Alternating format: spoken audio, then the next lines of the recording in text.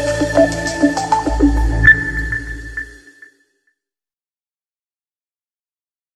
Everyone, आज के lecture में हम लोग पढ़ने जा रहे हैं रेडिक्स सॉर्ट। ठीक है, रेडिक्स सॉर्ट एक इफ़िशिएंट सॉर्टिंग टेक्निक मानी जाती है। इफ़िशिएंट सॉर्टिंग टेक्निक का मतलब होता है कि इसकी सॉर्टिंग जो time complexity that is n into के। तो n इंटू के का मतलब सिर्फ n इंटू n का मतलब total number of elements, and k मतलब टोटल नंबर ऑफ डिजिट्स। अब आप यहाँ पे खुश हो सकते हैं कि n इंटू के तो एक अच्छी टाइम कॉम्प्लेक्सिटी है, लेकिन रेडिक्स सॉर्ट भी बहुत जहाँ पे रेंज वैरी करती हो उसके लिए नहीं है, बल्कि जहाँ पे नंबर ऑफ डिजिट्स मतलब बहुत बड़ी बड़ी वैल्यूज हो, जिसमें डिजिट्स बहुत ज़्यादा हों और लो रेंज की वैल्यू हो, वहाँ के लिए आपकी रेडिक्स सॉर्ट एक बेहतर सॉर्टिंग एल्गोरिदम है। तो आइए हम लोग समझते हैं कि रेडिक्स सॉर्ट किस तरीके से काम करती है।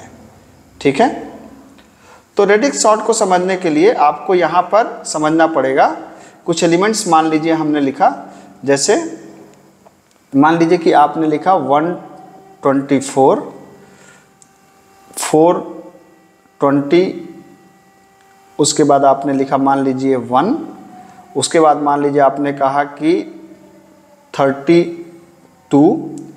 फिर आपने कहा कि 57 और मान लेते हैं 2, 3, 24। ये कुछ एलिमेंट्स हैं, ये हम लोगों ने मान लिया।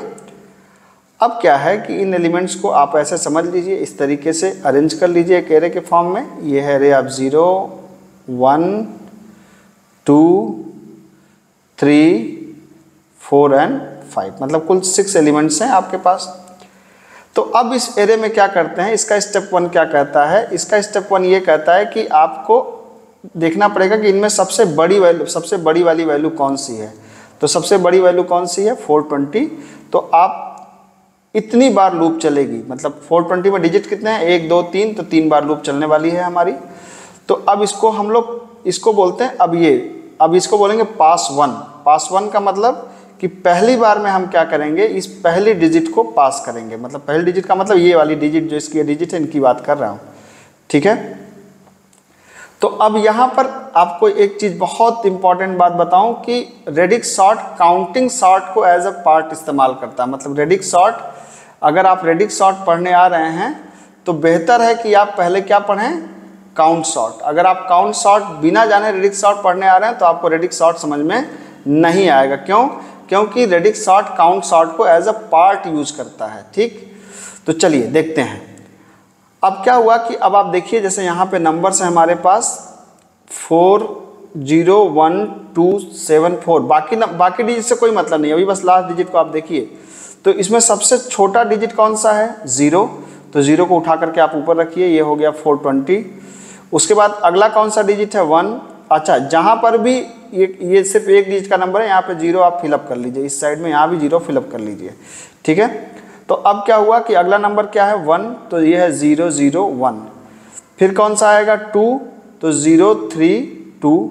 2 के बाद क्या आएगा? 4। लेकिन अब यही समझने वाली बात है कि 4 में एक ऊपर भी 4 है, एक नीचे भी 4 है। तो हम उस 4 को लेंगे जो हमारा ऊपर है। इसी को बोलते हैं स्टेबिलिटी। स्टेबिलिटी की वजह से हम लोग को काउंट सॉर्ट इस्तेमाल करना पड़ता है। तो 124 में आपको सबसे पहले आप लीजिए 124 और फिर आप लीजिए 324। उसके बाद आपके पास अगला नंबर कौन सा बच्चा है? 57। तो 057। पहले पास में आप देख सकते हैं कि इस पोजीशन की सारी डिजिट्स, ये वाले पोजीशन की सारी डिजिट्स क्या हो गई? अपने ऑर्डर में अरेंज हो गई। लेकिन अभी सॉर्ट नहीं हुआ है। अब सॉर्ट होने के लिए अगले पास में हमको इसको भेजना पड़ेगा। कौन सा हो गया? पास 2। अब पास 2 पे हम किस पे काम करेंगे? पास 1 में तो हमने इस डिजिट पे काम किया था, पास 2 में हम किस पे काम करेंगे? दूसरे वाली डिजिट पे काम करेंगे। बाकी डिजिट को आप भूल जाइए, हम किस पे काम करने वाले हैं? दूसरे डिजिट पे काम करने वाले हैं। तो दैट इज 0, 1, 2, 3, 4 एंड 5। तो अब दूसरे डिजिट पे सबसे छोटा नंबर कौन सा है? 0 यहाँ पे है। तो आप इसको सबसे पहले लिखिए 0, 0, 1। उसके बाद कौन सा नंबर है? उसके बाद है, आप देख सकते हैं 2 है। तो 2 भी 2 बार है। तो स्टेबिलिटी का ध्यान रखते हुए जो पहले उसको पहले लिखिए, जैसे 124 और 324। इसके बाद अगला नंबर कौन सा है? अरे सॉरी, इसमें गड़बड़ हो गया। इसमें 3 जगह पे 2 है, मतलब एक तो 420 में खुद ही 2 है, तो पहले इसको रखिए। उसके बाद यहाँ पर 124 में 2 है तो यहाँ पे रखिए। फिर 324 में 2 है तो इसको यहाँ पे रखिए। फिर अब 2 हो गया, अब कौन सा बचा 3, तो ये हो गया 0 3 2 और लास्ट में 5 तो 0 5 7। तो पास 2 में ये हो गया। अब सेकेंड वाली डिजिट भी हमारी क्या हो गई, शॉर्ट हो गई। और अब क्या करेंगे हम लोग, पास 3 को अप्लाई करेंगे, तो ये हो गया आपका 0, ये हो गया 1, ये हो गया 2, ये हो गया 3, ये हो गया 4 एंड 5। तो पास 3 में क्या होगा, अब पास 3 किस पे अप्लाई होगी, जाहिर सी बात है पास 3 अप्लाई होगी तीसरे वाली डिजिट पे, मतलब यहाँ पे अप्लाई होगी। तो अब इसमें देखिए सबसे छोटा नंबर कौन सा है, 0, तो पहले 0 को रखिए, 0 0 1, फिर 0 0 3 2, फिर 0 0 5 7, फिर 0 के बाद क्या है 1 है तो 1 2 4, 1 के बाद क्या है 3 है तो 3 2 4 और 3 के बाद क्या है 4 2 0। अब आप देखते हैं कि ये क्या हो गया एलिमेंट्स, ये रे आपका शॉर्ट हो गया। तो ज़्यादातर जगहों पे क्या होता है कि इतना ही रेडिक्स शॉर्ट में बता दिया जाता है और इसी में आप खुश हो जाते हैं कि हाँ रेडिक्स शॉर्ट हो गया। लेकिन अब हमारी कहानी शुरू होती है इसके बाद। तो इसके बाद कहानी शुरू होने का मतलब क्या है कि अब हम इसको किस हिसाब से प्रोग्राम बनाएंगे। तो प्रोग्राम बनाने के लिए 2-3 बातें। पहली बात तो ये है कि इसमें हम सबसे पहले क्या करते हैं, सबसे बड़ा एलिमेंट पिक आउट करते हैं और फिर हम लोग हर एक डिजिट पे काउंट शॉर्ट अप्लाई करते चलते हैं, मतलब count short will be the part of the radix short. आइए इसको करके देखते हैं ध्यान से, ठीक है। तो अब यहाँ पर आपको कई चीज़ें, छोटी छोटी चीज़ें आपको समझनी पड़ेंगी। तो हम लोग सबसे पहले क्या करते हैं कि एक हम ले लेते हैं एरे। तो एक मैंने एरे ले लिया, एक हमने क्या कर लिया, साइज नाम का वेरिएबल लिया जिसकी साइज है 6। और यहाँ पर हमने एक एरे लिया, एरे ऑफ साइज, और आपने यहाँ पे क्या दे दिया, आपने 123 456 123 26 1 2 3 4 5, एक नंबर और देते हैं 79 मान लेते हैं, ठीक है। कोई भी नंबर ले लीजिए, नंबर से कोई फ़र्क नहीं पड़ता। अब हम लोग एरे को प्रिंट कराने के लिए करते थे तो यहाँ पे भी कर देते हैं वाइड प्रिंट एरे, ठीक है, INT एरे, और यहाँ पे ले लीजिए INT आपकी साइज़। अब देखिए ये बड़ा प्रोग्राम है, बड़े प्रोग्राम को ऐसे अप्रोच नहीं करते। बड़े प्रोग्राम को अप्रोच करने के लिए उसको पार्ट में करना पड़ता है। जैसे मैं पहले से प्रोग्राम लिखा हुआ दिखाता नहीं, मैं कोशिश करता हूँ कि लाइव आपके सामने लिखूँ और एक एक लाइन पे बात करता चलूँ, इससे थोड़ा सा आपको भी कॉन्फिडेंस आएगा। लेकिन इस तरह के प्रोग्राम लिखने में खतरा ये होता है कि हो सकता है ये प्रोग्राम ना चले, ठीक है। तो इससे क्या होता है, इसका सही तरीका क्या होता है कि हम लोग स्टेप बाय स्टेप हर चीज़ को चेक करते हुए चलते हैं। तो मैंने ये लिखा, तो अब आई यहाँ पे लीजिए, तो for i is equal to 0, i less than size i plus plus, ये किया आपने और आपने यहाँ पर एरे को प्रिंट करा दिया %d/t कामा, यहाँ पे कर सकते हैं एरे ऑफ i। उसके बाद आप क्या करिए, लाइन को चेंज कर दीजिए, ये लाइन को आपने चेंज कर दिया, ठीक है। अब क्या हुआ कि जैसे यहाँ पे आप कह सकते हैं printf/n बिफोर शॉर्ट, शॉर्टिंग से पहले यहाँ पे आप क्या करिए, प्रिंट एरे फंक्शन को आप कॉल करिए, एरे को, और उसकी साइज़ को पास कर दीजिए और देखिए कि पहले इतना काम हो रहा है कि नहीं हो रहा है, ठीक है। ओहो, यहाँ पे क्या हो जाएगा, हैज़ डिफाइंड साइज, यहाँ पे बना रहे थे तो ये एरे आपका प्रिंट हो गया, यहाँ तक कोई समस्या नहीं। अब आते हैं काउंट शॉर्ट को अप्लाई करते हैं। तो काउंट शॉर्ट को अप्लाई करने में कोई खास बात नहीं है, आप रेडिक्स शॉर्ट को अप्लाई करते हैं तो रेडिक्स शॉर्ट को आप सिंपल कॉल करिए और कहिए रेडिक्स शॉर्ट भाई साहब आइए, एरे को और साइज को ले जाइए और शॉर्ट करिए इनको। अब खेल चालू होता है। इसके बाद ये थोड़ी सी कुछ बातें आपको यहाँ पर थोड़ा समझना पड़ेगा कि कैसे हम लोग इसको अप्रोच करेंगे। तो ये हो गया आपका रेडिक्स शॉर्ट, यहाँ पर आपने एक बना लिया एरे और यहाँ पे आपने उसकी बना लिया साइज़, और साइज़ के बाद अब यहाँ पर आप यहाँ पे अप्लाई करेंगे। अब इसको खूब ध्यान से समझने की ज़रूरत है तो वीडियो को पॉज कर करके आप थोड़ी देर पे समझते रहिए। अब जैसे इसमें मैंने पहली बार में आपको बताया था कि हम लोग को बड़ा नंबर छांटना है ना, कि सबसे बड़ा नंबर कौन सा है। ये सबसे बड़ा नंबर यहाँ पे 420 है, तो हम इस नंबर को पिक कर लेते हैं, ठीक है। तो एरे में से बड़ा नंबर निकालने की लॉजिक तो आपको प्रोबेबली ज़रूर आती होगी। तो यहाँ पे लिख डालिए INT गेट मैक्स नाम का एक फंक्शन बना दीजिए, एरे को आर्गूमेंट लेगा और क्या करेगा, उसकी साइज को लेगा। यहाँ पर आपने क्या किया, int mx नाम का मान लीजिए आपने एक वेरिएबल लिया, शुरुआत में आपने एरे ऑफ 0 की वैल्यू उसके अंदर पास कर दिया, और एरे ऑफ 0 की वैल्यू को पास करने के बाद आपने क्या किया, एक लॉजिक लगा दिया, for i equal to 0, i less than कहाँ तक, साइज i प्लस प्लस, और यदि mx छोटा है एरे ऑफ i से तो mx equal to array of i, ये हो गया आपका। और आप इसको क्या कर दीजिए, रिटर्न कर दीजिए किसको, mx को। अब आप यहाँ पे देखिए कि क्या एरे बड़ा नंबर दे रहा है, तो यहाँ पर एक वेरिएबल ले लीजिए m equal to get max function को कॉल कर लीजिए, एरे को पास कर दीजिए, उसकी साइज को पास करके यहाँ पर आप चेक कर लीजिए कि क्या %d के अंदर m की वैल्यू प्रिंट हो रही है। तो m क्या होना चाहिए, यहाँ पे देखिए 456 होना चाहिए। तो हम यहाँ पे देख लेते हैं, यहाँ पे i को मैंने डिक्लेयर नहीं किया है, डिक्लेयर कर दीजिए, ठीक है, 456 प्रिंट हो गया। तो देखिए अभी जैसे i को मैंने डिक्लेयर नहीं कर दिया, तो इससे फ़ायदा क्या होता है कि जैसे छोटे छोटे लेवल पे आप चेक करते रहिए, अगर क्योंकि बड़े लेवल पे गलती आएगी तो इट विल टेक टाइम, छोटे छोटे आप चेक करते रहेंगे तो ये काम हो गया। इसका मतलब एक चीज़ में तो हम लोग सफल हो गए कि बड़ी वैल्यू हमारी आ गई। अब यहाँ पर बहुत समझने वाली बात है कि अब किस तरीके से हम एक एक डिजिट को सेपरेट करें, ठीक है।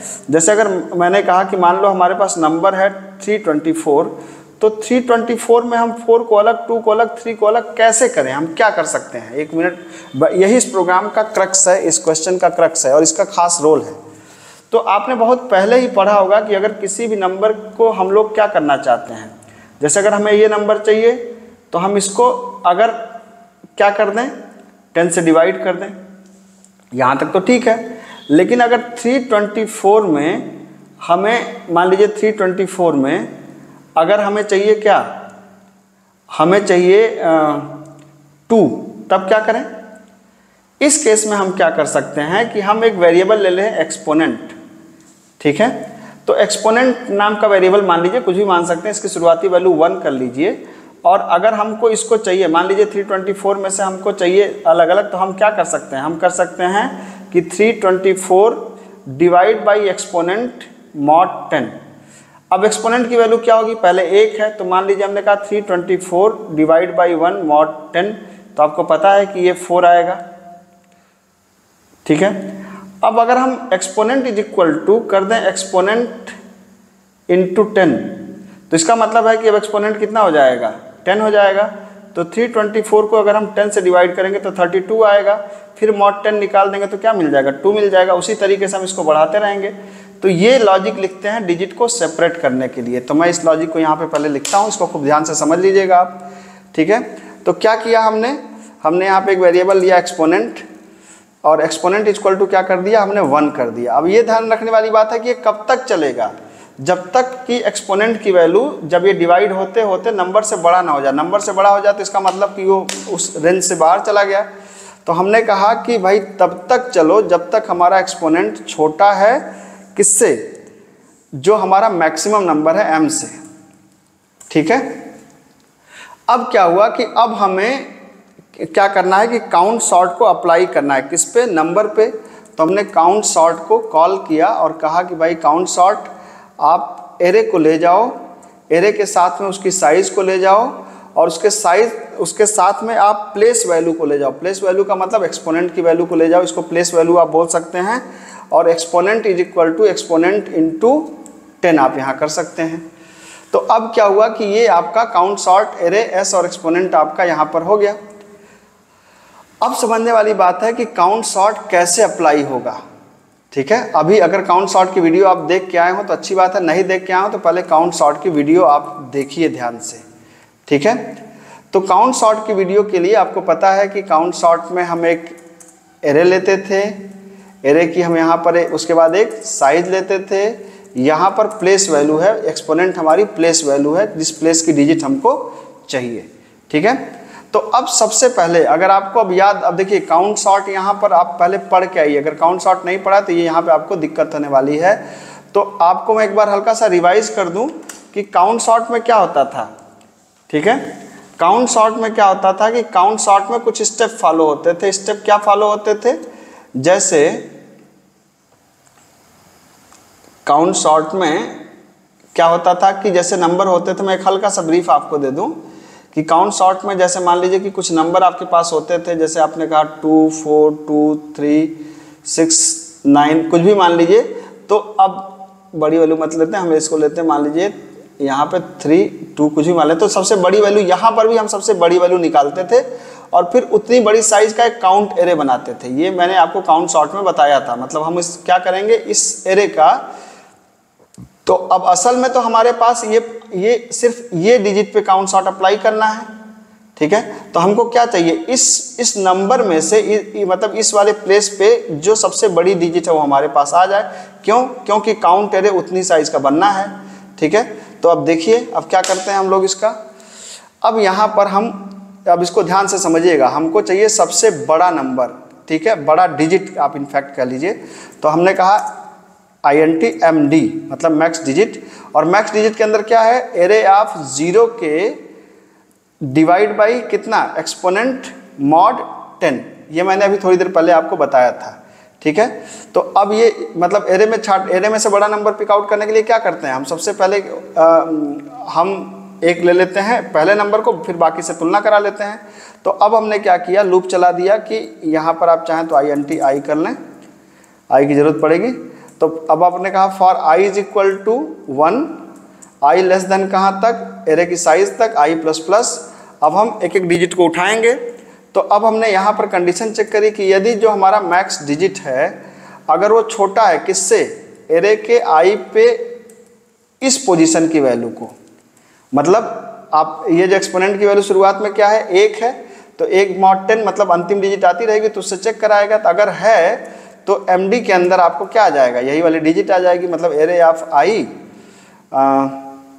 डिवाइड बाई एक्सपोनेंट mod 10 ये आ गई। अब हमारे पास क्या हुआ कि हमारे पास सबसे बड़ी डिजिट आ गई। सबसे बड़ी डिजिट का मतलब क्या हुआ, सबसे बड़ी डिजिट का मतलब हुआ कि इस पोजीशन पे, ये जो आपकी पोजीशन है, इस पोजीशन की सबसे बड़ी डिजिट जो है आपके पास यहाँ पर आ गई, ठीक है। अब आपको पता है कि काउंट शॉर्ट में उसका क्या बनाया जाता है, एक एरे बनाया जाता है। तो हमने एक एरे बना लिया जिसका नाम है काउंट, और इसकी साइज क्या हो जाएगी, मैक्स डिजिट प्लस 1। फिर आपको ये भी बताया गया है कि काउंट शॉर्ट में क्या होता है कि काउंट जो एरे होता है उसकी शुरुआती वैल्यू 0 कर लेते हैं, तो i is equal to 0 less equal than maximum digit i plus plus. उसके बाद क्या होता है कि काउंट के i लोकेशन की वैल्यू को हम लोग क्या कर देते हैं, 0 कर देते हैं। 0 करने के बाद फिर हम लोग क्या करते हैं कि फ्रीक्वेंसी को काउंट करते हैं। तो फ्रीक्वेंसी को काउंट करने के लिए लूप चलाते हैं कहाँ, एरे के बराबर तक, तो 0 से लेके i लेस देन कहाँ तक, साइज तक i प्लस प्लस। उसके बाद क्या करते हैं कि काउंट एरे के, जो एरे के i की वही चीज divide by exponent mod 10 plus plus, तो उस लोकेशन की जो डिजिट है उसके बराबर काउंट एरे बन जाएगा। एक बार जब काउंट एरे बन जाता है तब हम क्या करते हैं, काउंट एरे बनने के बाद काउंट एरे का कम्युलेटिव सम करते हैं। तो यहाँ पे लिया i equal to 1, i less than equal to m i plus plus count array. तो यहाँ पे लिखा count of i is equal to count of i is plus count of i minus 1।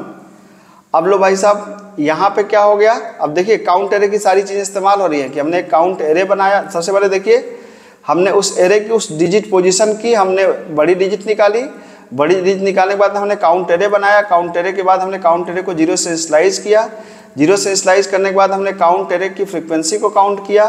Frequency को काउंट करने के बाद हमने फिर काउंट एरे में कम्युलेटिव सम अप्लाई किया, जो अप्लाई करते हैं।